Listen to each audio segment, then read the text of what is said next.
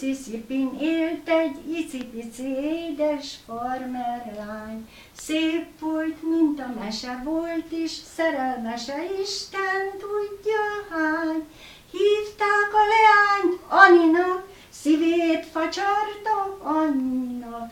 Így nyár este fele minden ukulele, ez dúdolta rég.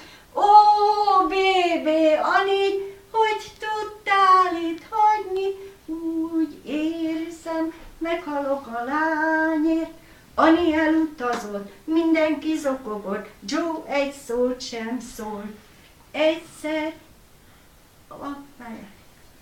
míg a posta hozott egyszer egy csomagot a kis Anitól. Nyílik a csomag, ó, egek! Benne egy mosolygó kisgyerek, Johnny nézi a levelet, benne egy üzenet, emlék Anitól. Nem